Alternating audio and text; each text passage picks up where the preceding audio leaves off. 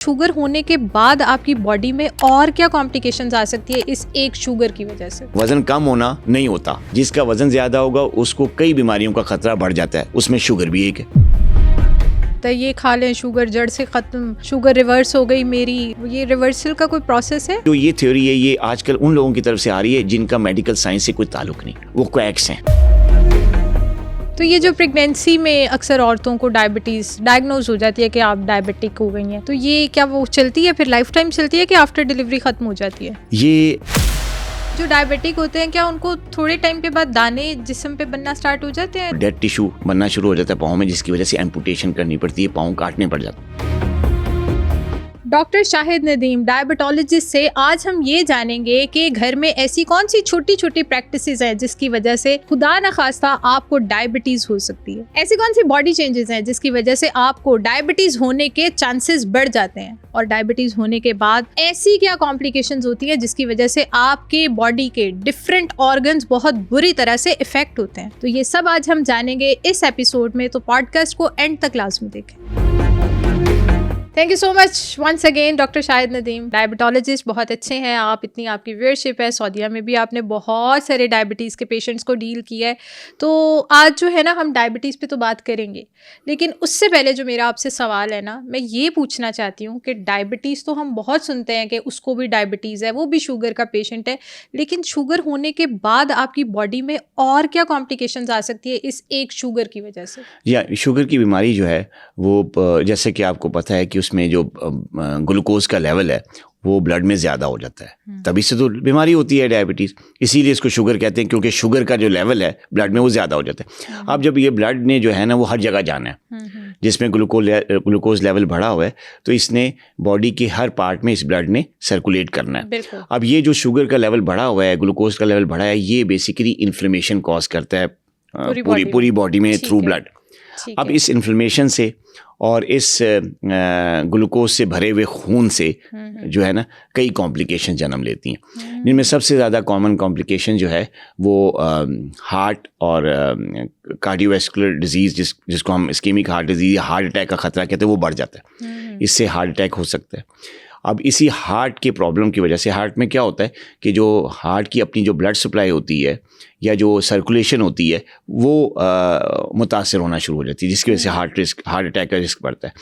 तो यही सर्कुलेशन क्योंकि ब्रेन में भी जाती है, तो ब्रेन की जो वेसल्स हैं या जो ब्रेन की शरियानें हैं वो भी तंग हो जाती हैं, जिसकी वजह से ब्रेन का अपनी ब्लड सप्लाई भी कम हो जाती है, जिसकी वजह से स्ट्रोक होना या फालिज होने का रिस्क बढ़ जाता है। तो सबसे ज़्यादा ख़तरनाक और लाइफ थ्रेटनिंग कॉम्प्लिकेशन जो है वो हार्ट अटैक की है, दिल की बीमारियों की है और स्ट्रोक की या फालिज की है। दूसरी बड़ी कॉम्प्लिकेशन जो बड़ी कॉमन है वो है डायबिटिक न्यूरोपैथी। अच्छा, हाँ, ये ग्लूकोज लेवल हाई होने की वजह से बॉडी में इन्फ्लेमेशन होती है, और इन्फ्लेमेशन होने की वजह से जो ब्लड सप्लाई है नर्व्स की वो भी कॉम्प्रोमाइज़ हो जाती है, कम हो जाती है, जिसकी वजह से जो नर्व टिश्यू है वो डैमेज होना शुरू हो जाता है। अच्छा। और जब ये नर्व डैमेज होती हैं तो हम इसको कहते हैं, हम नर्व्स की मुख्तलिफ टाइप्स हैं, डिटेल में तो हम नहीं जाते, किसी और प्रोग्राम में हम करेंगे बात। इंशाल्लाह, ये तो पूरा एक जो है ना वो टॉपिक ऐसा है कि जिस पे बहुत डिटेल गुफ्तगू हमारी होनी चाहिए। इंशाल्लाह हम लाजमी करेंगे। अब जब नर्व डैमेज होता है तो हर किस्म की नर्व्स डैमेज होती हैं, उसकी वजह से जो कॉम्प्लिकेशन होती है वो न्यूरोपैथी। अब न्यूरोपैथी जो है ये बजाते खुद बहुत बड़ी कॉम्प्लिकेशन है शुगर की।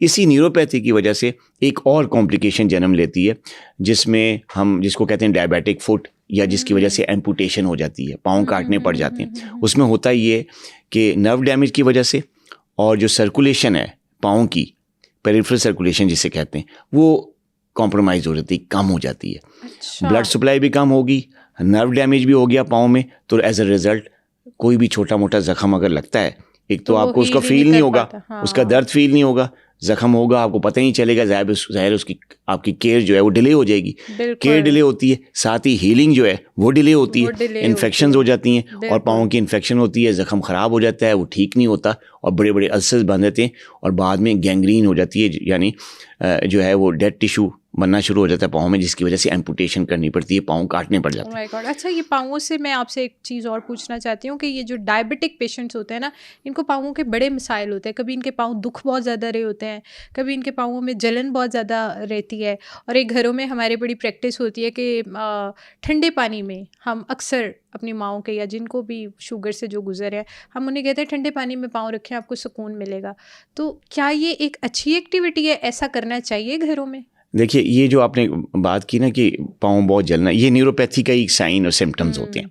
ये जो आपका पाँव का जलना है और पाँव में तकलीफ़ होना है, उसका ताल्लुक इस न्यूरोपैथी से ही है। ठीक है। न्यूरोपैथी की वजह से ये जलन शुरू होती है स्टार्ट में, और फिर आहिस्ता आहिस्ता प्रोग्रेस करती है। इसकी स्टेजेस होती हैं, स्टेज आगे से आगे होती रहती है, और फिर नमनेस शुरू हो जाती है और पाँव में हसासियत जो है वो बहुत ज़्यादा कम हो जाती है, इवन के मोटर लॉस शुरू हो जाता है। तो इस पे जब लोग करते क्या हैं कि जब जलन होती है तो वो उनको लोग मशवरा देते हैं कि जी ठंडे पानी में आप पाँव रखें। देखें, जो ठंडे पानी में पाँव रखना है ना, वो ज़्यादा देर तक ना रखें। अगर आप रखते थोड़ा सा देर रिलीव हो रहे हैं, एक तो पानी लोग बर्फ़ डाल के ठंडा करते, बहुत ज़्यादा कूल कर लेते, ये भी ठीक नहीं है। अब उसकी वजह ये क्यों ठीक नहीं है कि जब पानी ज़ोर से ज़्यादा ठंडा होगा और ज़्यादा देर तक पाँव उसमें रखेंगे तो पाँव की जो सर्कुलेशन है वो कम हो जाएगी। अच्छा। यानी पाँव की जो ब्लड सप्लाई है, क्योंकि ठंडक की वजह से सर्कुलेशन होगी नहीं, ब्लड फ्रीज होना शुरू हो जाएगा। ठीक है, तो वो नहीं कहते फ्रॉस्ट बाइट हो गया ऊपर जो पहाड़ी मुकाम पे जब लोग जाते हैं और उनको पाँव में बाइट्स होते हैं, फ्रॉस्ट बाइट जिसे कहते हैं, वो यही वजह होती है। ज़्यादा ठंडक की वजह से ब्लड जो है वो सर्कुलेट नहीं करता। तो ज़्यादा ठंडे पानी में पाँव रखना, ज़्यादा देर तक रखना, ये भी ख़तरनाक है। इससे आपके पाँव में मज़ीद ज़ख्म बन सकते हैं, पाँव मज़ीद ख़राब हो सकते हैं। ठीक है, तो अगर आपने ठंडे पाँव में पानी में पाँव रखना ही है तो थोड़ी देर की रखिए, और ज़ोर से ज़्यादा पानी को ठंडा ना करें, बर्फ़ डाल के या उसमें कोई इस फ्रिज से निकाल के, मैं समझ मेरी बात कि उसको ज़्यादा ठंडा ना करें। आम जो नॉर्मल टेम्परेचर का पानी है उसमें अगर आप रखते हैं पानी थोड़ी देर के लिए तो आपको रिलीफ मिलता है, तो ये बिल्कुल ठीक है। इसके अलावा कुछ इलाज भी होते हैं, उससे भी आपको रिलीफ दिया जा सकता है इस चीज़ से। ये तो एक और बड़ी कॉम्प्लिकेशन है। फिर डायबिटिक फुट हुआ, एक और बड़ी कॉम्प्लिकेशन है जो आजकल उसका भी बड़ा कॉमनली वो लोगों में देखी जा रही है अनकंट्रोल्ड शुगर की वजह से, वो है डायबिटिक नेफ्रोपैथी। नेफ्रोपैथी किडनी के प्रॉब्लम को कहते हैं, क्रॉनिक किडनी डिजीज़ को। ठीक है। इसकी वजह से जो है, क्यों ये होता इसलिए कि जी ये जो आपका किडनी है, अगर शुगर लेवल कंटिन्यूसली हाई रहेगा तो किडनी की अपनी ब्लड सप्लाई भी मुतासिर होगी, उसकी खून की सप्लाई भी जो है वो भी मुतासिर होगी, उसमें इन्फ्लेमेशन भी आएगी किडनी की ब्लड सप्लाई में। और इसके अलावा फिर जब ग्लूकोज जो है वो नेफ्रॉन से या किडनी सेल से गुजरता है तो उसकी अपनी अलग से इन्फ्लेमेशन होती है, जिसकी वजह से किडनी के जो सेल्स होते हैं जिनको नेफ्रॉन्स कहते हैं वो डैमेज होते हैं। अच्छा। और जब वो डैमेज होना शुरू करते हैं तो फिर हम कहते हैं कि आपको डायबिटिक नेफ्रोपैथी होती है। इसकी मुख्तलिफ स्टेजेस होती हैं, स्टेज 1, स्टेज 2, लेकिन ये है कि जब ये स्टार्ट होती है तो अगर शुगर उस वक्त कंट्रोल कर ली जाए तो ये रिवर्सिबल है। अच्छा। लेकिन अगर नहीं, किडनी का कोई भी इशू हो तो वो अगर आप प्रॉपर मेडिकेशन करें, टाइमली डायग्नोज हो जाए, बिल्कुल बिल्कुल प्रॉपर मेडिकेशन करें, शुगर को कंट्रोल रखें, एहतियात करें, कुछ परहेज और कुछ डाइट के साथ, कुछ एक्सरसाइज के साथ, तो ये रिवर्स हो सकता है। तो डायबिटिक नेफ्रोपैथी जो है, किडनी का जो डैमेज है, ये भी एक बहुत बड़ी कॉमन कॉम्प्लिकेशन है शुगर की। अच्छा, हम बात करते हैं एक और जो चीज़ है वो है स्किन की कॉम्प्लिकेशंस। अच्छा। यानी जब शुगर लेवल कंटिन्यूसली हाई रहता है तो इसमें स्किन पे भी काफ़ी ज़्यादा असरात होते हैं, जिसको हम मतलब कंबाइन इसका जो इफ़ेक्ट है वो होता है डर्मोपैथी। ये डर्मोपैथी जो है ये भी एक कॉम्प्लिकेशन है हाई शुगर लेवल्स की। इसमें क्या होता है डर्मोपैथी? डर्मोपैथी पे ये होता है कि स्किन ख़ास तौर पे आपके पाँव की और टांगों की स्किन में ख़ास किस्म के निशान पड़ना शुरू हो जाते हैं, काले धब्बे, काले निशान पड़ना शुरू हो जाते हैं। ये शुगर पेशेंट्स के अक्सर नेल्स ब्लैक होते हैं। मैंने देखा है कुछ लोगों के नेल्स ब्लैक होते हैं, उन्हें ना पेन होती है ना कोई चीज़, लेकिन उनके नाखून ब्लैक होना स्टार्ट हो रहे होते हैं। जी हाँ, ये नाखून ब्लैक होने की वजह जो है ये बेसिकली ब्लड सप्लाई भी हो सकती है, लेकिन फंगल इन्फेक्शंस होती हैं। अच्छा। बेसिकली वो मैं इन्फेक्शंस पे आऊँगा अभी इसके बाद, जो एक और कॉम्प्लिकेशन है। लेकिन जो डायबिटिक डर्मोपैथी है उसमें होता है कि जो स्किन है आपके टांगों की और आपकी पाँव की और ख़ासतौर पे जो लोअर लेग्स हैं उनकी जो स्किन है वो काली होनी शुरू हो जाती है, इसमें ग्रेइश निशान पड़ने शुरू हो जाते हैं, जो पाँव का या टांगों की जो हेयर्स हैं उनका लॉस शुरू हो जाता है, ख़ास किस्म की रेडनेस भी आती है, ब्लैकिश कलर भी होना शुरू हो जाता है। तो ख़ास किस्म की जो है वो बाज़ औक़ात ऐसे धब्बे पड़ना शुरू रहते हैं टांगों में जो कि बुरे लगते हैं, ठीक है, इंसान को भी और फैमिली को भी। तो वो चीज़ जो है वो उसको हम डर्मोपैथी कहते हैं। और ये भी जो है वो ऐसा डैमेज है जो कि अगर एक दफ़ा हो जाए तो इससे मुकम्मल तौर पर छुटकारा मुश्किल ही होता है। अच्छा, ठीक है, तो एक ये चीज़ है। यानी हम लोग या हमारी सराउंडिंग में शुगर को कितना लीनियंट लिया जाता है कि शुगर ही है, ये तो बहुत सारे लोगों कुछ का भी नहीं कोई है, ये बात तो नहीं, हाँ खा जी। लो थोड़ा सा तो मीठा खाना है, कोई बात नहीं, इट्स ओके, ये तो कोई फर्क ही नहीं पड़ता। लेकिन इसके बाद की कितनी चीज़ें हैं जिनके हम रिस्क फैक्टर पे बैठे हैं कि कभी भी हम पे अटैक कर सकते हैं, कॉम्प्लिकेशन अटैक कर सकती हैं। बिल्कुल, अच्छा, एक और बिल्कुल। कॉम्प्लिकेशन वो है एक्यूट इन्फेक्शंस। अब जिन को डायबिटीज़ होती है, ख़ासतौर पे जब अनकंट्रोल होती है तो उनको मुख्तलिफ़ किस्म की इन्फेक्शंस का ख़तरा बढ़ जाता है, क्योंकि उनकी क़ुव्वत मुदाफ़त वीक हो जाती है ड्यू टू शुगर। तो वो जब क़ुव्वत मुदाफ़त वीक होती है तो जिस्म की जो अपनी सलाहियत होती है फ़ाइट करने के लिए, जब कोई जर्म जाता है इंसान के जिस्म में तो इंसान का जिस्म उसके ख़िलाफ़ फ़ाइट शुरू कर देता है। अपनी जो फ़ौज है वो डिफेंस करती है ना, लेकिन ये जो अपनी फ़ौज है डायबिटिक पेशेंट की, जो जिस्म की अपनी फ़ौज है वो वीक हो जाती है। अपना जो डिफेंस सिस्टम है वो वीक हो जाता है, आपका जो इम्यून सिस्टम है वो वीक हो जाता है। तो लिहाजा जो भी कोई जर्म जाएगा आपकी बॉडी में, छोटे से छोटा ही क्यों ना हो, वो भी आपको डैमेज कर सकता है, इन्फेक्शन कर सकता है। तो जो मुख्तलिफ़ किस्म की इन्फेक्शंस हैं वो डायबिटिक पेशेंट में बहुत ज़्यादा होती है। मसलन UTI, urine tract infections, skin infections, upper respiratory tract infections, chest infections, ये बहुत ज़्यादा हो जाती हैं शुगर पेशेंट में, ख़ास तौर पे उन पेशेंट में जिनमें शुगर लेवल वो कंट्रोल नहीं रखते, एहतियात नहीं करते, सीरियस नहीं लेते डायबिटीज़ को। तो एक्यूट इन्फेक्शंस भी होना एक कॉम्प्लिकेशन है डायबिटीज़ की। तो ये चंद एक कॉम्प्लिकेशंस हैं जो कि अगर आप शुगर का ख्याल नहीं रखेंगे, अपनी बीमारी को सही तरह डील नहीं करेंगे, मैनेज नहीं करेंगे, डॉक्टर से एडवाइस नहीं लेंगे और डॉक्टर्स की एडवाइस पे अमल नहीं करेंगे, तो इनमें से कोई चीज़ भी आपको हो सकती है, बल्कि सब भी हो सकती हैं, सारी भी हो सकती हैं। ये तो बड़ी अच्छी इन्फॉर्मेशन थी और मैं चाहूँगी कि इस पॉडकास्ट के बाद बहुत सारे लोग इस चीज़ को सीरियस कम अज़ कम ले लें कि भाई अगर वो शुगर है तो वो एक छोटी चीज़ नहीं है। शुगर आपकी बॉडी को अंदर से खा रही है, खोखला कर रही है। इसको मदर ऑफ डिजीज़ भी कहा जाता है, जैसे आपने हमें पिछले पॉडकास्ट में बताया था कि शुगर बीमारियों की माँ है। जी। और इसको साइलेंट किलर भी कहा जाता है कि ये अंदर से सब कुछ खत्म कर देती है और आपको पता नहीं चलता कि बॉडी में क्या क्या खत्म हो गया। तो इसके बाद मैं आपसे ये पूछूंगी कि ये तो हमने जान लिया कि शुगर के बाद आपको ये चीज़ें आ सकती हैं, ऐसी कौन सी बीमारियां हैं जिसके बाद आप शुगर के रिस्क पे आ जाते हो कि आपको शुगर हो सकती है? जैसे अभी हम ऑफ कैमरा डिस्कस भी कर रहे थे कि फैटी लिवर और BP अगर ये चीज़ है तो इससे आपको शुगर भी हो सकती है।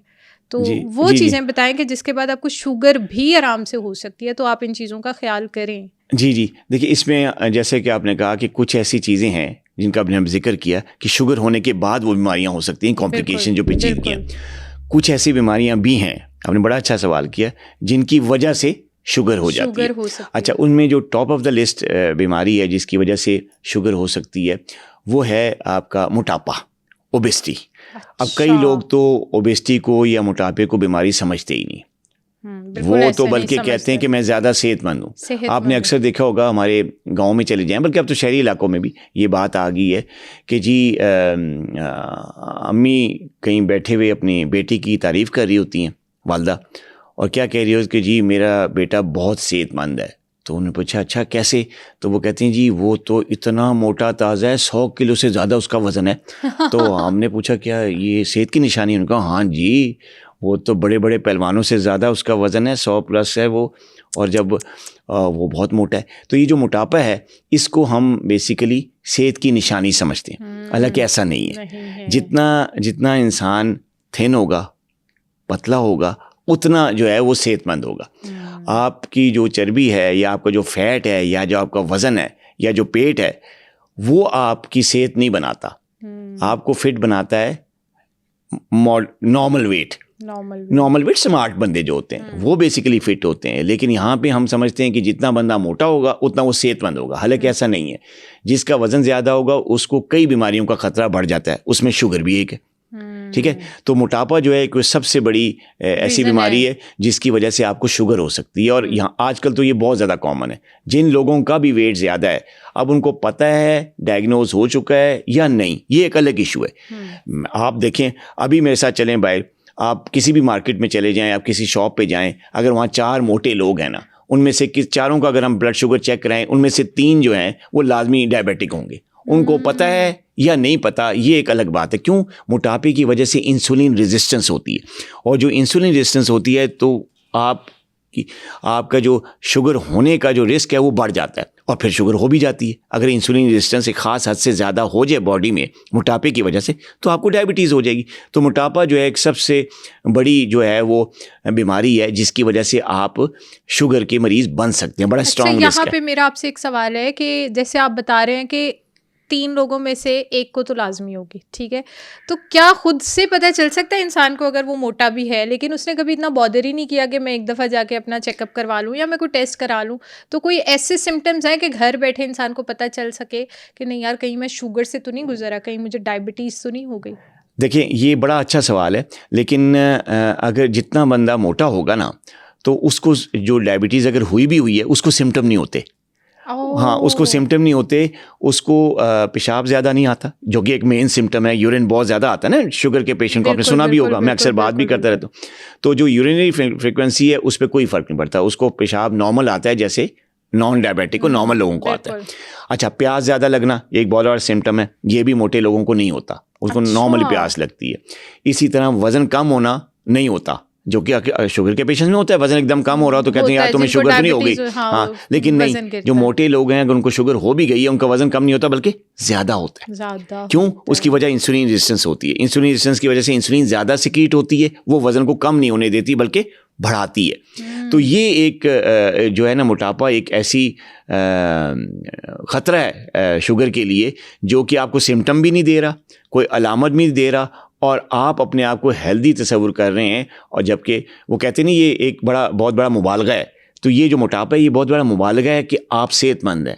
आप चेक कराएं, टेस्ट करवाएं तो पता चलेगा कि आप कितने सेहतमंद हैं और कितने नहीं हैं। ठीक है, तो ये जो सिम्टम्स हैं ये मोटापे की वजह से मास्क हो जाते हैं, छुप जाते हैं, और इंसान अपने आप को जो है वो फिट समझता है। तो मोटापा एक पहली बीमारी है जो कि जिससे वजह से शुगर हो जाती है। दूसरी बड़ी वजह जो आजकल बड़ी कॉमन है वो है ब्लड प्रेशर होना, हाइपरटेंशन। हाइपरटेंशन भी बजाते खुद एक रिस्क फैक्टर है डायबिटीज़ होने का।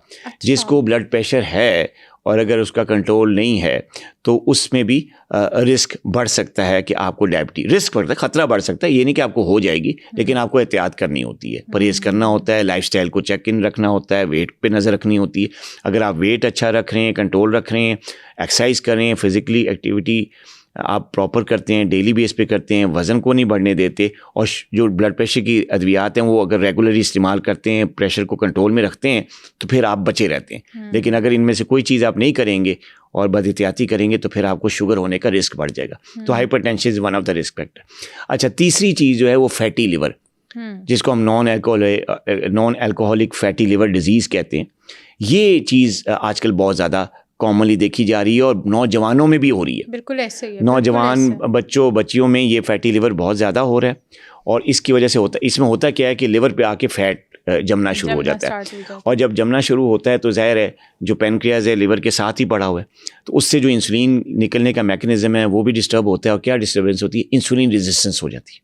वही जो बात मैंने पहले बताई कि मोटापे में इंसुलिन रेजिस्टेंस होती है, इसी तरह फैटी लिवर में भी इंसुलिन रेजिस्टेंस हो जाती है और इंसान को शुगर होने का ख़तरा बहुत ज़्यादा बढ़ जाता है। तो जिसका फैटी लिवर है वो, अगर आपके प्रोग्राम के हवाले से अगर लोग मुझे सुन रहे हैं तो उनको मैं यही नसीहत करूँगा कि अगर आपको फैटी लिवर है, बाकी कोई चीज़ नहीं है, मुकम्मल तौर पर फिट हैं, तो प्लीज़ आप अपने फैटी लिवर को ट्रीट करवाएं। और उसके लिए कोई ट्रीटमेंट कोई बड़ी हाई टेक कोई नहीं लेनी पड़ती, छोटी बहुत ट्रीटमेंट होती है। वज़न को थोड़ा सा चेक इन रखना होता है, कुछ एक्सरसाइजेस करनी होती हैं, फ़ैट या अनहेल्दी जो फैट्स होते हैं, फ्राई फूड और इनसे बचना होता है, आपका फैटी लिवर ठीक हो जाता है। और अगर आपका फैटी लिवर ठीक हो जाता है तो आप इस खतरे से बाहर हो जाते हैं। तो फैटी लिवर होना भी शुगर की बीमारी आपको दे सकता है। एक और बीमारी वो है यूरिक एसिड की, बिल्कुल, हाइपर यूरिसीमिया, आपने अक्सर सुना होगा। तो जिसको ये होती है वो अक्सर देखा होगा, जिसको यूरिक एसिड का प्रॉब्लम होता है वो लोग थोड़े से मोटे होते हैं, उनका वज़न ज़्यादा होता है, और यूरिक एसिड होने की वजह से जो है उनको जो है इंसुलिन रेजिस्टेंस हो जाती है, मोटापा होता है, और उस इंसुलिन रेजिस्टेंस की वजह से भी डायबिटीज़ हो सकती है। तो अगर आप यूरिक एसिड आपको है, ठीक है, आपका वज़न भी ज़्यादा है, तो आप अपने टेस्ट करवाते रहें, क्योंकि ख़तरा है कि कहीं आपको शुगर ना हो जाए। तो इसको फ़ौरन ट्रीट करवाएं और अपने वज़न को कम रखें। एक और बीमारी जो बड़ी ज़्यादा कॉमनली देखी गई है यूरिक एसिड के बाद, वो है आपका स्ट्रेस, टेंशन। ये भी तो ऐसी कहते हैं बीमारी है। शुगर को तो टेंशन ऐसे खाती है, जी मतलब आप मीठा खाने से उतनी जल्दी शुगर नहीं, जो जैसा मैंने सुना है, करेक्ट तो मुझे आप ही करेंगे, मीठा खाने से उतनी शुगर नहीं बढ़ती जितनी आपकी 1 सेकंड की या 10 सेकंड की टेंशन आपकी शुगर को बढ़ा देती है। एग्जैक्टली। तो मैं तो कई लोग इसको नहीं समझते बीमारी, तो मैं इसको, अब जब बीमारियों का सवाल किया ना कौन सी बीमारी है उसमें शुगर हो जाती है, तो मैं इसको बीमारी कह के आपको करूँगा ताकि लोगों को पता चले कि कंटिन्यूस स्ट्रेस में रहना, कंटिन्यूस डिप्रेशन में रहना, कंटिन्यूस एंजाइटी में रहना, ये भी एक बीमारी है। और इस बीमारी की वजह से आपको डायबिटीज़ होने का खतरा बढ़ जाता है। अगर आप डायबिटिक पेशेंट नहीं भी हैं और कंटिन्यूस स्ट्रेस में रह रहे हैं तो फिर आप होशियार हो जाएं कि आपको शुगर हो सकती है। तो ये एक चीज़। एक और आखिरी बात जो कि मैं लूँगा वो है डिस्लिपिडीमिया, एक बीमारी है, या कोलेस्ट्रॉल हाई हो जाना। अक्सर सुना होगा कि हमारा कोलेस्ट्रॉल लेवल हाई है। तो जिन लोगों का कोलेस्ट्रॉल लेवल हाई होता है, ख़ासतौर पे जो अनहेल्दी कोलेस्ट्रॉल होता है, जैसे अनहेल्दी फैट है जिसमें एलडीएल है, ट्राइग्लिसराइड्स हैं, तो ये ट्राइग्लिसराइड्स का हाई होना, एलडीएल लेवल का हाई होना और टोटल कोलेस्ट्रॉल का हाई होना, इससे भी रिस्क बढ़ जाता है कि आपको शुगर हो जाएगी। तो जिनका कोलेस्ट्रॉल की बीमारी है, बाकी कुछ नहीं है, अगर उनको कोलेस्ट्रॉल हाई रहता है, ट्राइग्लिसराइड लेवल्स उनके हाई रहते हैं, तो उनको भी खतरा है। वो भी अपने आप को थोड़ा सा, हम साल में 1-8 दफ़ा या 2 दफ़ा स्क्रीन करवा लिया करें, कहीं उनको शुगर तो नहीं होगी, क्योंकि उनको भी खतरा बढ़ जाता है। तो ये चंद बीमारियां ऐसी हैं जिनकी वजह से आपको डायबिटीज़ हो सकती है। Very nice. और हमारी कितनी छोटी छोटी चीज़ें एक दूसरे के साथ कोरिलेट कर रही होती हैं, लेकिन हमें अवेयरनेस नहीं होती। तो हमारी पॉडकास्ट का तो पर्पज़ ही ये है कि हम आवाम को इतना अवेयर करें कि वो अपनी हेल्थ, जो कि हमारी फ़र्स्ट प्रायोरिटी है, लेकिन हम इसको समझते नहीं है अपनी फ़र्स्ट प्रायोरिटी। हमारी अभी आजकल फ़र्स्ट प्रायोरिटी बस पैसे के पीछे है, लेविश लाइफस्टाइल। हमें पता ही नहीं है कि हम अपने हाथ से अपनी हेल्थ खुद ख़राब करते हैं। तो इसमें मुझे ये बताएं, जैसे आपने बताया फैटी लिवर, यूरिक एसिड, और तीसरी चीज़ हमने कोलेस्ट्रॉल। ये बहुत सारी ऐसी चीज़ें हैं, ये तीनों ऐसी चीज़ें हैं कि जो मुझे लगता है घरों में खाने ख़राब बनने की वजह से भी बहुत ज़्यादा हम इन चीज़ों से गुजरते हैं। हमारी मदर्स का या घरों में जो खातीन हैं, उनका क्या रोल है इस चीज़ में कि वो खानों में बहुत सारी गलतियां कर रही हैं, तो उनको क्या मैसेज देना चाहेंगे आप? देखिए, ये वाकई आपने सही कहा कि घर के जो खाने, वैसे तो हम कहते हैं ना होटल का खाना अनहेल्दी होता है, तो आपने सही कहा कि कुछ घर ऐसे हैं जिनके खाने भी अनहेल्दी होते हैं, ज़्यादातर घरों के ऐसे। अच्छा, तो मैं इसलिए कुछ कहा कि लोग नाराज़ ना हो जाएंगे, डॉक्टर साहब हमारे घरों के खाने पे मैं तो करूँगी नाराज़ ताकि उन्हें अवेयरनेस आए। ठीक है, तो घर ऐसे हैं जहाँ पे खाने अनहेल्दी होते हैं, और बेसिक अनहेल्दी टेक्निक ये कि ज़्यादा तेल या ज़्यादा ऑयल में खाना बनाने, पराठे, डीप फ्राई स्टफ़, इनमें पकोड़े भी आते हैं, इनमें समोसे भी आते हैं, और इनमें वो जो फ्रेंच फ्राइज नहीं बनाए जाते बच्चों के लिए खास तौर पे, बड़ी फेवरेट डिश होती है, शाम का स्नैक टाइम है ना। जी। तो जो डीप फ्राई चीज़ें हैं, जिनमें आप जो है ना कढ़ाई में तेल डाल के बड़े ऊंचे लेवल तक, और उसके अंदर आप समोसे फ्राई कर रहे हैं, पकोड़े फ्राई कर रहे हैं, फ्रेंच फ्राइज, आलू फ्राई कर रहे हैं, चिप्स बना रहे हैं, या अगर इवन के कोई बिरयानी भी बनाते हैं या कोई सालन भी बनाते हैं, तो उसमें आप देखते हैं माएँ जो है ना ढेर सारा ऑयल पहले ही डाल देती है। ठीक है, तो वो काम जो आप थोड़े से ऑयल से बना सकते हैं, वो उसके लिए आप जनाब पूरी आधी बोतल तेल की देगची में डाल रही हैं, तो क्या ये हेल्दी है? नहीं। तो अगर आपके घर में कोई ऐसी टेक्निक है खाने बनाने को, या खाने को जायकेदार बनाने के लिए, आप अपने घर वालों को खुश करने के लिए, अपने बच्चों को, अपने हस्बैंड को अगर खुश करने के लिए आप उसमें ऑयल ज़्यादा यूज़ करें, तो बेसिकली आप खुश नहीं कर रही, उनको बीमार कर रही।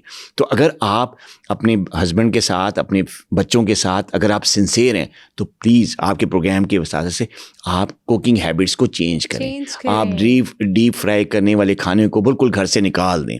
आप ऑयल जो है वो आपकी एक बोतल जो है ना पूरा आधा महीना चलनी चाहिए। आपका बजट भी कम होगा। आपके घर का बजट तो वैसे क्यों, ऑयल कितना महंगा है, ठीक है, कुकिंग ऑयल, या आप जो घी इस्तेमाल करते हैं उसको कितना महंगा हो गया।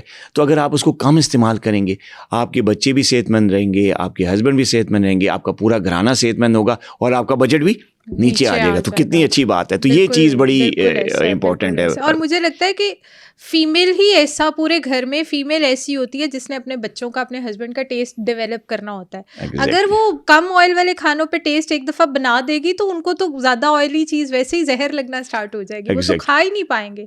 तो मुझे लगता है बड़ा रोल होता है। आप ये जो देखें, ये जो आपने टेस्ट की बात की ना, अल्लाह ताला ने इंसान के मुंह में टेस्ट बर्ड्स दिए हैं। बिल्कुल ऐसा। अच्छा, अब ये जो टेस्ट बर्ड्स होते हैं ना, ये एक स्टूडेंट की तरह होते हैं। जैसे आप क्लास में, अगर आप टीचर तो नहीं रही मेरे ख्याल है, जो टीचर्स होते हैं वो मेरी बात को पढ़ाया हुआ है। तो जो अब देखिए ना, आपने अब जब पढ़ाया हुआ है तो आप क्या करते हैं, टीचर क्या करता है, बच्चों को जिस तरफ भी किस ट्रैक पे भी डालेगा वो डल जाएंगे।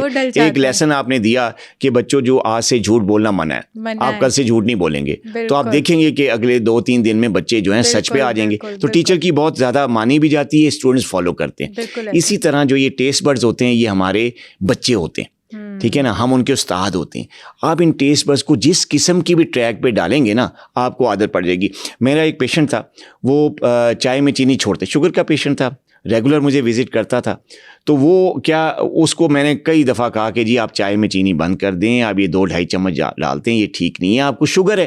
पहले ठीक है, नहीं थी तो ठीक है डालते हैं, लेकिन अब आपको शुगर होगी, आप ये 2.5-3 चमचे चीनी डाल रहे हैं चाय में, और पीते भी अब 3-4 कप में रोज़ के, तो आपका क्या हाल होगा सेहत का। नहीं मानता था। तो उसने बड़ी तगदो के बाद, बड़ी काउंसलिंग के बाद उन्होंने फीकी चाय उन्होंने पीना शुरू की। तो पहले 2 दिन तो वो बिल्कुल फ़ोन उसके आते रहे मुझे कि डॉक्टर साहब मज़ा नहीं आ रहा चाय का, तो अच्छी नहीं लग रही, मैं थूक देता हूँ, मैं कप गिरा देता हूँ। मैंने कहा थोड़ा सा और करो। जो जैसे ही 2-3-4 दिन गुजरे, हफ्ता गुजरा, तो एक दफ़ा उसका मुझे फ़ोन आया 2 हफ्ते बाद या 1.5 हफ्ते बाद कि डॉक्टर साहब अब तो मुझे मज़ा आ गया। मैंने कहा क्या मतलब? कहते हैं मैंने 2 हफ्ते हो गए मैं चाय फीकी पी रहा हूँ, तो अब मुझे उसकी आदत पड़ गई है। तो एक दिन मैं कहीं चला गया, किसी का, उन्होंने मीठी चाय दी तो मैंने वो थूक दी। आप यकीन करें कि पहले वो फीकी चाय, पहले 1-2 दिन वो थूकता रहा, ना चाय का कप फेंकता रहा, क्योंकि उसका टेस्ट बर्ड ही नहीं उसके काबिल। तो जब उसने आप पीनी शुरू की, टेस्ट बर्ड को उसका आदी बनाया, तो बाद में क्या हुआ कि उसको टेस्ट बर्ड उनके मीठे को भूल गए, और जब उसे मीठी चाय पीनी शुरू की तो बुरी लगनी शुरू हुई। तो बिल्कुल आपका ये टेस्ट बर्ड है, वो आपके स्टूडेंट्स हैं, ठीक है ना। आप जिस तरह की आदत, जिस तरह की एजुकेट उसको करेंगे, इन टेस्ट बर्ड्स को आपकी बन जाएगी। तो ये फीकी चाय पीना या मीठे की आदत जो है, अगर आप एक दफ़ा छोड़ देंगे, और थोड़ा सा, ज़्यादा नहीं, हफ्ता 1.5 हफ्ता आप उसको अपने टेस्ट बर्ड्स को ट्रेन करेंगे, आपको वही आदत बन जाएगी। और ये तो कोई मुश्किल है ही नहीं। मैंने बहुत सारे घरों में ऐसे देखा है कि उनके घरों में बनता ही फीका खाना है, उनके घरों की जो औरतें हैं वो बनाती फीके खाना है, तो आदत हो चुकी है, वो आदत है, वो कहीं बाहर आके स्पाइसी खाना ही नहीं खा सकते, ठीक है। अब हमारे घरों में जैसे हम लोग पराठे, ऊपर भी ऑयल, नीचे भी ऑयल, अंदर भी ऑयल, वो तो घी में, जब तक वो घी से सारा वो लथड़ा पथड़ा पराठा नहीं होता, हमें पराठा अच्छा नहीं लगता। तो जिस किस्म की आप आदत अपने टेस्ट बर्ड को और अपनी फैमिली के टेस्ट बर्ड्स को डालेंगे, आप उसी तरह की आदत बढ़ जाएगी। तो अगर आप ट्रैक को जरा हेल्दी रखें, चंद दिन लगेंगे, सब ठीक हो जाएगा। बिल्कुल। और मेरा ख्याल है इससे बहुत सारे हमारे घरों के, जो कोई फैटी लिवर से गुजर है, कोई बीपी से गुजर है, कोई डायबिटीज से गुजर है, चलो मैं ये नहीं कहती खत्म हो जाएंगे, लेकिन कम बहुत हो जाएंगे। बहुत सारे मर्ज हमारे घरों से ही खत्म होना स्टार्ट हो जाएंगे इंशाल्लाह। अच्छा चलिए नेक्स्ट क्वेश्चन की तरफ आते हैं, और वो मैं आपसे ये पूछना चाहूँगी कि बहुत सारी जगहों पर ना ये कहते हैं कि आप अपनी ग़िज़ा से और वर्जिश से आप अपनी जो है ना बिल्कुल डायबिटीज़ ख़त्म कर सकते हैं, तो क्या ये पॉसिबल है? देखिए, ग़िज़ा और वर्जिश ये बड़ा इम्पॉर्टेंट पार्ट है, डायबिटीज़ मैनेजमेंट का बहुत इम्पॉर्टेंट पार्ट है। जहाँ तक ख़त्म करने की बात है ना कि टोटल 100% क्योर, तो जैसे मैं पहले भी कह चुका हूँ कि डायबिटीज़ से जो 100% क्योर है या ख़त्म करना है, ये बात ठीक नहीं है। चाहे दवाई से हो, चाहे वर्जिश से हो, चाहे खुराक से हो, डायबिटीज़ अगर आपको हो गई एक दफ़ा तो ये रिवर्स नहीं होती, इट्स अ क्रॉनिक डिजीज़, ये सारी उम्र आपके साथ जाएगी। हाँ, जो इस आपके टेस्ट हैं, जैसे फास्टिंग लेवल है या रैंडम लेवल है या HbA1c का लेवल, इनको रिवर्स कर सकते हैं आप। अपने जो आपके जो फिगर्स हैं टेस्ट के, कि जी वो फिगर्स आप रिवर्स कर सकते हैं, ठीक है ना। लेकिन आप ये कह दें कि आपकी बीमारी ही रिवर्स हो जाए, टोटल बीमारी ख़त्म हो जाए, आप सब कुछ खाएं, जो मर्ज़ी करें, आपका शुगर ना बढ़े, ऐसा नहीं हो सकता, ऐसा नहीं हो सकता। तो इट्स अ क्रॉनिक प्रॉब्लम, ये चलती है, और एक दफ़ा हो जाए, हाँ, खुराक से, बैलेंस डाइट से, वर्जिश से, थोड़ी बहुत मेडिकेशन से आप इसको कंट्रोल रख सकते हैं। जैसे ही कंट्रोल छोड़ेंगे या इन चीज़ों का सहारा छोड़ेंगे, आपकी शुगर फिर बढ़ जाएगी। तो ये फिर क्यों कहा जाता है ये खा लें शुगर जड़ से ख़त्म, शुगर रिवर्स हो गई मेरी, और ये रिवर्सल का कोई प्रोसेस है? देखिए, ये प्रोसेस मैंने बताया, रिवर्सल का प्रोसेस सिर्फ रिपोर्ट्स की हद तक है। अच्छा, ठीक है। अगर आप किसी के कहने में आकर आप कार्ब्स लेना ही छोड़ देंगे ना, आपने रोटी चावल इस किस्म के सारे खाने आपने बंद कर दिए जिनमें ग्लूकोज बढ़ता है या जिनमें कार्ब्स होते हैं, तो आपसे प्रोटीन पे आ जाते हैं। जब आप प्रोटीन लेते हैं सिर्फ, तो जब प्रोटीन लेते हैं या फैट लेते हैं उसकी वजह से ज़ाहिर शुगर लेवल तो डाउन हो जाएंगे ना। जब आप जो चीज़ ले ही नहीं रहे, यानी अल्लाह ताला ने जो इंसुलिन का सिस्टम बनाया है बॉडी में, किस लिए बनाया है? शुगर को कंट्रोल करने के लिए बनाया है ना। हमारे जो मीठे खाने हैं, ये जो कार्ब्स हैं जो हम लेते हैं, उनको डाइजेस्ट करने के लिए बनाया है, ठीक है। तो जब एक चीज़ आप दे ही नहीं रहे बॉडी को, तो वो सिस्टम तो नहीं काम करेगा ना, वो इंसुलिन ज़रूरत ही नहीं होगी, तो फिर आपकी शुगर ही नहीं बढ़ेगी, ठीक है ना। अब लेकिन अगर आप कार्ब्स नहीं लेंगे तो आप 1 महीने तक तो हो सकता है आपके लेवल्स बिल्कुल रिवर्स हो जाएं, आप बिल्कुल नॉर्मल लेवल पे आ जाएं विदाउट मेडिकेशन। लेकिन जब कार्ब्स नहीं लेंगे एक ख़ास अरसे तक, तो आपके अंदर वो कमज़ोरियाँ शुरू हो जाएंगी जो कार्बोहाइड्रेट्स ना लेने की वजह से होती हैं। नंबर 1, आपका दिमाग काम करने, क्योंकि दिमाग का जो सोर्स ऑफ एनर्जी है वो क्या है? कार्ब्स हैं।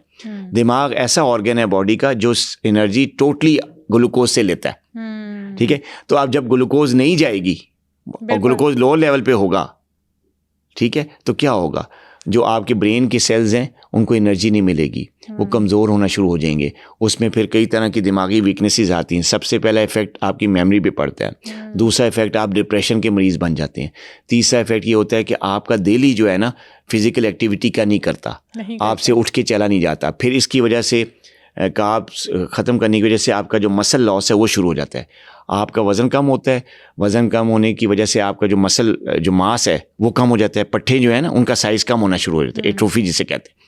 तो जब मसल मास कम होता है तो मसल वीक हो जाते हैं, फिर आप वो काम नहीं कर सकते। अगर फ़र्ज़ करें आप मिडिल एज के हैं, आपने जाके ऑफिस में काम भी करना है, सारा दिन चलना फिरना है, बच्चों को भी स्कूल से लेके आना है, फिर घर भी आना है, और भी कई काम है, तो ये फ़िज़िकल काम आप नहीं कर सकते। आहिस्ता आहिस्ता आप जो हैं बेड पे आ जाते हैं। फिर जब आप कोई ख़ास किस्म की डाइट लेते हैं और बिल्कुल उस पर स्टिक रहते हैं, तो इसकी वजह से भी कई चीज़ें, जैसे कोलेस्ट्रॉल बढ़ जाता है आपका। अगर आप प्रोटीन ही लेंगे तो उसकी वजह से आपका यूरिक एसिड भी बढ़ेगा, आपका कोलेस्ट्रॉल भी बढ़ेगा, और ये चीज़ें आपको मज़ीद दूसरी तरह की कॉम्प्लिकेशंस देने के उसमें डाल देती है, रास्ते पे डाल देती है। तो अगर आप कार्ब्स नहीं लेंगे तो शुगर तो जा ही नहीं अंदर, तो फिर शुगर कंट्रोल ही होगी। लेकिन ये चीज़ आपको इतनी वीक कर देती है कि जब आप उसको उस वीकनेस पे काबू पाने के लिए जब कार्बोहाइड्रेट लेना शुरू करेंगे फिर शुगर स्पाइक कर जाएगी। तो ये तो बीमारी रिवर्स ना हुई ना, अपनी हैबिट्स इस तरह की एडिक्ट हम उस सारे लाइफस्टाइल पे हो गए कि वो अब हमारी बियरेंस से नहीं होगी। हाँ, तो जैसे आप थोड़ा लेंगे वो फिर स्पाइक कर जाएगी, और स्पाइक फिर डैमेज करेगी।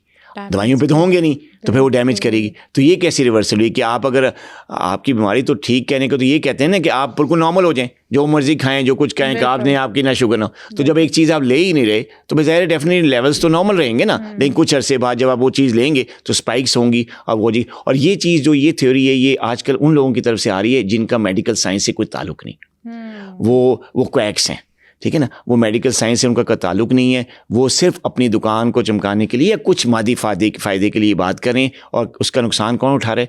जो हमारे पेशेंट्स हैं, वो बेचारे। पेशेंट्स में भी ज़्यादा वो जो मिडिल क्लास हैं, जो नहीं हर हफ्ते डॉक्टर के पास जा सकते हैं, वो नहीं फीस वगैरह अफोर्ड कर सकते, वो ऐसे ही सोशल मीडिया पे बैठ के देखते हैं, अच्छा उसने ये कहा चलो मैं ये फॉलो कर लेता हूँ, उसने ये कहा मैं ये फॉलो कर लेता हूँ, और फिर उनको जो है वो प्रॉब्लम फेस करनी पड़ती है। आप ना डॉक्टर के पास जाएँ, आप साल में 1 दफ़ा जाएँ, ठीक है, लेकिन आप डॉक्टर एक प्रोफेशनल बंदे की एडवाइस पे अमल करें ना। कई लोग हैं सोशल मीडिया पे जो प्रोफेशनल हैं, प्रॉपर एक्सपीरियंस लोग हैं, ठीक है ना, जो बात करते हैं, जो समझाते हैं। हम भी एजुकेट करते हैं सोशल मीडिया, मेरा बहुत बड़ी फॉलोइंग है सोशल मीडिया पे, और मैं ये आज से नहीं कई सालों से लोगों को एजुकेट कर रहा हूँ शुगर पे, आज की बात नहीं है। तो वो इसलिए कर रहा हूँ, मेरे कई पेशेंट मुझे कॉल करके कहते हैं डॉक्टर साहब हम आपसे दवाई नहीं ली। तो मैंने कहा फिर मुझे कैसे फ़ोन किया? कहते हैं हम आपकी अप्रिशिएट करना चाह रहे हैं कि जो आप अपने मीडिया पे आके जो बात करते हैं, जो एजुकेट अवेयरनेस देते हैं, हमने बस उसको फॉलो किया है, हम सेहतमंद ज़िंदगी गुजार रहे हैं। तो कुछ लोग बातें सुन के भी फॉलो, लेकिन बातें एक प्रोफेशनल बंदे की सुने। अनप्रोफेशनल जिसका मेडिकल साइंस से कोई ताल्लुक नहीं है, तो वो तो आपको गलत ही गाइड करेगा ना। उसका क्या पीछे मादी में क्या उसके ख्वाहिशात हैं या क्या उसकी विशेज़ हैं जिसकी तकमील करने के लिए वो इस किस्म की चीज़ें कर रहे हैं, हालांकि उसकी फील्ड भी नहीं है, ठीक है। तो अगर आप ऐसे बंदे की बात माने जो कि इस फील्ड का है, जिसका मेडिकल से ताल्लुक है, जो डॉक्टर है, अगर आपको वो कुछ एडवाइस करता है आप माने, ठीक है, उससे आप सेहतमंद भी रहेंगे, आपको डॉक्टरी खर्चा भी नहीं करना पड़ेगा, ज़्यादा फीसिस भी नहीं देनी पड़ेगी, आप उन एडवाइस पे चलें, ठीक है। साल में 1 दफ़ा कभी चेक करा लिया, तो इसमें मल्टीपल दफ़ा विजिट तो करना नहीं, इसमें कोई विजिट नहीं। अगर आप मिडिल क्लास फैमिली से ताल्लुक रखते हैं, साल में 1 दफ़ा दिखाएं और जो एडवाइस आपको मिले उस पर अमल करें। बिल्कुल, तो इसमें क्या बड़ी साइंस है? बिल्कुल सही बात है। ये बताएं कि अगर खुदा ना खास्ता जो यंग लेडीज़ को जो है शुगर हो जाती है, तो क्या उनका कंसीव करने में भी प्रॉब्लम आ जाता है? नहीं, देखें ये बहुत बड़ी गलतफहमी, मिथ है ये बहुत बड़ी। अच्छा। और ये भी ऐसे ही अनप्रोफेशनल लोगों ने फैलाई हुई बातें हैं कि जी अगर कोई यंग लड़की है उसको अगर टाइप 1 डायबिटीज़, क्योंकि यंग एज में टाइप 1 ही होती है, टाइप 2 भी आजकल यंग लोगों में होनी, तो बहुत ज़्यादा हो रही है टाइप 2 भी। हाँ, टाइप 2 भी, जो भी है, जो भी शुगर है जिस किस्म की भी है, अगर आप यंग हैं और आपकी शादी इस बात पे नहीं हो रही कि जी आपके बच्चे नहीं होंगे या कोई तौलीदी सेहत पे इसका कोई बुरा असर होता है, ये बिल्कुल गलत थिंग, ये मिथ है। मेरे कई हज़ारों पेशेंट्स ऐसे हैं, मर्द में भी औरतों में भी, जिनको यंग एज में डायबिटीज़ हुई, ठीक है, और वो अपनी डायबिटीज़ को ना सिर्फ मैनेज करते हैं अच्छे तरीके से, बल्कि बड़ी सेहतमंद और खुशगवार ज़िंदगी गुजारें। इवन के मेरे एक पेशेंट के छः बच्चे, मैं उनको कहते हैं यार बस कर दो अब यार, बस कर 6 बच्चे उनके हो गए हैं और टाइप 1 डायबिटिक है। अच्छा। और मर्द है, इधर काम करता है अच्छी पोस्ट पे, इधर प्राइवेट जॉब है इस्लामाबाद में, तो उसके 6 बच्चे हो गए। तो आखिरी बच्चे जब खुशखबरी सुनाने आया और अपना शुगर लेवल चेक कराया तो मैं से कह रहा बचपन में इसको डायबिटीज़ हुई है, शादी हुई इसके बाद 6, तो ऐसे ये बिल्कुल गलत फहमी है, मिथ है कि जी आपकी जो तौलीदी सेहत है या जो रिप्रोडक्टिव सेहत है, चाहे वो गर्ल है चाहे वो बॉय है, दोनों की सेहत पे कोई ऐसा असर नहीं होता। बस आपको बीमारी को काबू करना है, कंट्रोल करना है। आप कंट्रोल करें। वसीम अकरम टाइप 1 डायबिटिक, ठीक है, किस लेवल पे गया, जब वो बॉलिंग कराने आता था तो अगले फिट बंदे जो नॉन डायबिटिक होते थे वो डरते थे कि यार इसका ओवर ख़त्म हो जाए, इसने हमें मारना है बाउंसर या हमें आउट करना है, ठीक है ना। वो आजकल कमेंट्रीज भी कर रहे हैं, एड्स में भी आ रहे हैं, लगता है बीमार है, नहीं, बिल्कुल भी नहीं लगता, बिल्कुल भी नहीं लगता। तो ऐसा ये बिल्कुल गलत फहमी है कि जी शुगर हो गई तो हमारी मतलब तौलीदी सेहत भी मुतासिर होगी, हम शादी नहीं कर सकते, ऐसा बिल्कुल नहीं, ये गलत फहमी है। आप शुगर के मरीज़ होकर अच्छी मेडिकल एडवाइस के साथ आप प्रॉपर सेहतमंद नॉर्मल खुशगवार ज़िंदगी गुजार सकते हैं, उससे अच्छी गुजार सकते हैं जो एक नॉर्मल बंदा गुजार रहा है, कामयाब। और मेरे कई पेशेंट्स हैं जो कि बहुत कामयाब बिजनेसमैन हैं, बड़ी फैमिली है उनकी, बच्चे भी ज़्यादा हैं, बिजनेसमैन है, बड़ी प्रोडक्टिव लाइफ गुजार रहे हैं, अब किसी सरकारी पोस्ट पे, ब्यूरोक्रेटिक पोस्ट पे, अच्छे ग्रेड में, बस कंट्रोल रखा हुआ है, मैनेज कर रहे हैं अपनी डायबिटीज़ को, बड़ी नॉर्मल खुशगवार ज़िंदगी गुजार रहे हैं, बड़ी कई लोगों से अच्छी ज़िंदगी गुजार रहे हैं माशाल्लाह। तो ये जो प्रेगनेंसी में अक्सर औरतों को डायबिटीज़ जो है वो पता चल जाती है, डायग्नोज हो जाती है कि आप डायबिटिक हो गई हैं, तो ये क्या वो चलती है फिर लाइफ टाइम चलती है कि आफ्टर डिलीवरी ख़त्म हो जाती है? देखिए, ये जो प्रेगनेंसी में डायबिटीज़ होती है इसको कहते हैं गेस्टेशनल डायबिटीज़, ठीक है। ये बेसिकली कुछ हार्मोन ऐसे होते हैं जो ड्यूरिंग प्रेगनेंसी जो है उन हार्मोन्स की वजह से बॉडी में इंसुलिन रेजिस्टेंस होती है जिसकी वजह से डायबिटीज़ हो जाती है। अच्छा, इसमें हर खातून को ऐसा नहीं होता, ठीक है, कुछ ऐसी खातून होती हैं जिनमें एक तो फैमिली हिस्ट्री है जिनकी, ठीक है ना, उनमें जिनकी स्ट्रॉन्ग फैमिली हिस्ट्री है डायबिटीज़ की, तो उन खवातीन को ख़तरा होता है कि ड्यूरिंग प्रेगनेंसी उनको शुगर हो जाएगी। कुछ खवातीन ऐसी हैं जिनकी लेट मैरिजेज होती हैं, लेट उम्र में, यानी मतलब थोड़ा सा मिडिल एज में जाके उनकी शादी होती है, यंग एज में नहीं होती।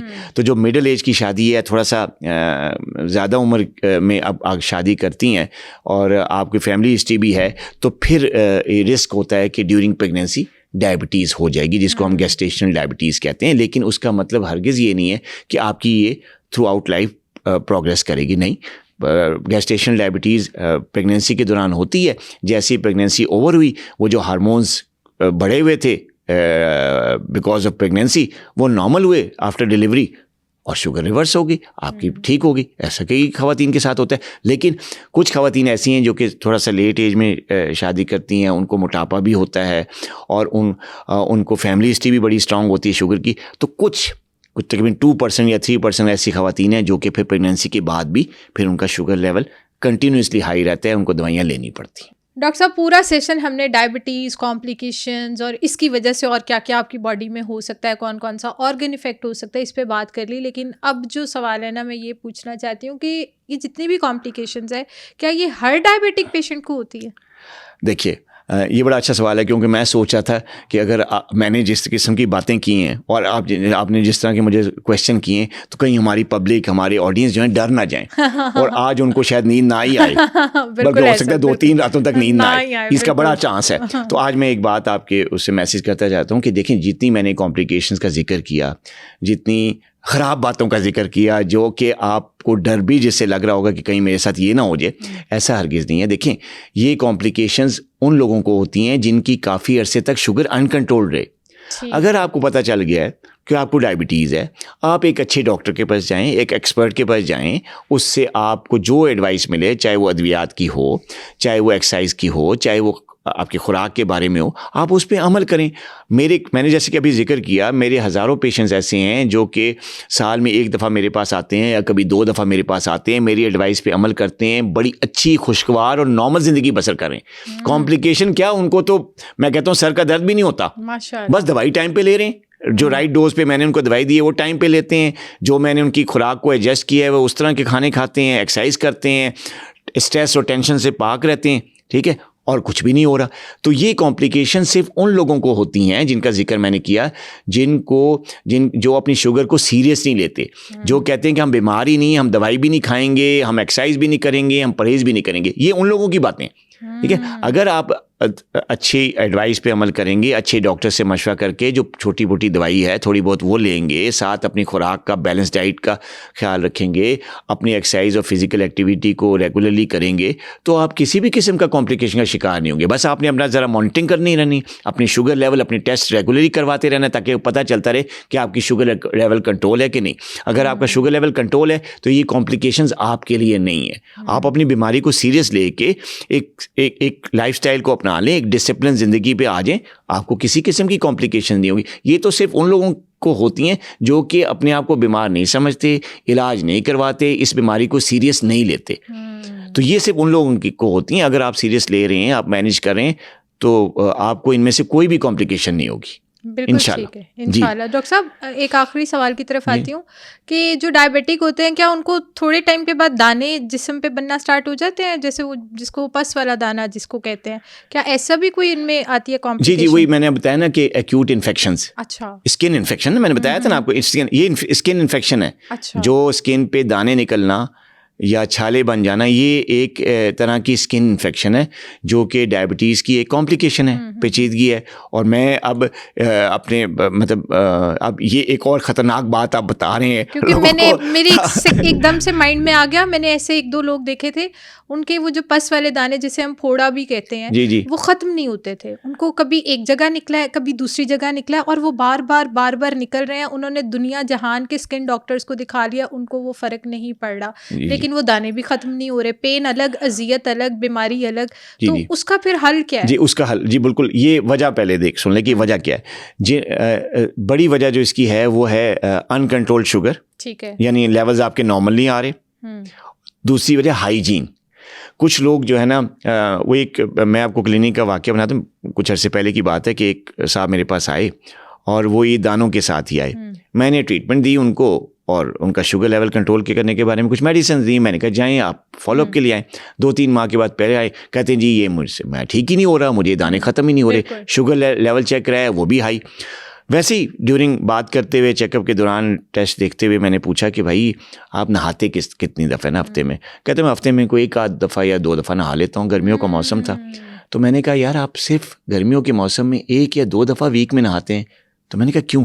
कहते सर टाइम नहीं है। मैंने कहा क्या हुआ, टाइम क्या, वॉशरूम में क्या मतलब आपको पूरा 1 महीना चाहिए? कहते नहीं टाइम नहीं होता। मैंने कहा क्या मतलब टाइम? कहते सर टाइम लगता है, सुबह तैयार होता है, ऑफिस जाना, बच्चों को छोड़ना, ये वो। तो बड़ी लेम एक्सक्यूज देना शुरू हो गई। मैंने कहा भाई देखें, आपने 5 मिनट 10 मिनट में नहा लेना होता है, ठीक है, कोई कौन सा इतना टाइम लगता है। आप रोज़ नहीं नहाएंगे तो आपकी हाइजीन ख़राब होगी। गर्मी का महीना है, पसीना सारा कुछ आप इकट्ठा करके और सिर्फ हफ्ते में 1 या 2 दफ़ा नहाते हैं, तो hygiene is a basic factor. जिन लोगों को ये आप कह रहे हैं दाने निकल जाना, छाले निकलना और फिर ख़त्म ना होना, बार बार उन लोगों के हाइजीन में फ़र्क होता है। अगर आप उनका इंटरव्यू करें, उनका डिटेल पता करें कि उनका लाइफस्टाइल है क्या रोज़ का, तो पता चलेगा कोई जिस्म की सफाई ही नहीं रखते। तो जब आप जिस्म की सफाई नहीं रखेंगे, उसको क्लियर नहीं करेंगे, तो आप देखें ना क्या कि जो सफाई है उसको इस्लाम में कितना दर्जा, निस्फ ईमान का क्यों कहा गया कि अगर आप सफाई का ख्याल रखेंगे तो तकरीबन 50% बीमारियां तो गायब आपके जिस्म से। तो ये जो कार्बनकल्स या ये जो बॉयल्स निकलना होती हैं, शुगर के पेशेंट में छाले बनते हैं, दाने निकलते हैं, इसकी एक वजह तो शुगर का कंट्रोल ना होना है और दूसरी बड़ी वजह हाइजीन है, सफाई का फुकदान है। अगर आप डायबिटिक हैं तो ना सिर्फ अपने लाइफस्टाइल या खाने पे परहेज़ करना है, शुगर लेवल नॉर्मल रखना है, बल्कि अपने जिस्म की सफाई का भी ख्याल रखना है, ताकि इस किस्म की जो कॉम्प्लिकेशन है, दाने निकलने वाली, ये आपको ना हो। आई होप कि इस पॉडकास्ट में आपको डायबिटीज़ के बाद डिफरेंट कॉम्प्लिकेशंस का अंदाज़ा हुआ होगा। इसी से रिलेटेड अगर आपका कोई भी और सवाल है तो आप हमें कमेंट सेक्शन में बता सकते हैं। मैं बहुत ही मेहनत और रिसर्च के बाद डिफरेंट डॉक्टर्स के साथ हेल्थ वाइज कंटेंट बनाती हूँ। अगर आपको मेरा कंटेंट वैल्यूएबल लगता है तो सुनो पॉडकास्ट हेल्थ को सब्सक्राइब करें।